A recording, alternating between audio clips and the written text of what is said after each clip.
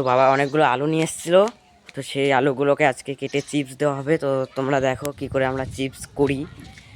আলুগুলোকে ছুঁড়ে কেটে কেটে তারপরে সেগুলোকে চিপস রোদ্রে শুকানো হয় এবং তারপরে তেলে ভেজে খেতে হয়। তো চলো তোমাদেরকে সেই প্রসেসটা দেখাই।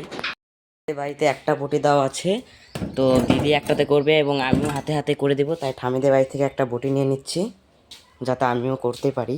তো এখন দিদি এগুলোকে ছুলে ছুলে দিচ্ছে এবং আমি এগুলোকে এখন পিস পিস করে কাটবো। তো দেখো এত টুকটুক মোটা মোটা করে কাটতে হবে। দেখো এর আরও অনেক প্রসেস আছে, এটাকে কাটার পরে আরও অনেক প্রসেস করতে হয়, তো সেগুলো তোমাকে শেয়ার করবো। তো গাইস এক বালতি কাটলাম, তো এগুলোই আজকে দেবো, আবার আরেকদিন কিছুটা কাটবো। তো অনেকগুলো হয়ে গেছে দেখো। তো দেখো এখানে হলুদ এবং লবণ দিয়ে আখায় জাল দিয়ে এটাকে সেদ্ধ করা হবে। তো আলুগুলোকে সেদ্ধ করে নিয়ে চলে এসেছি, একটা বন্ধুদের বাড়িতে আসছি, তো এই ছাদের মধ্যে এখন এগুলোকে ছড়িয়ে দেবো।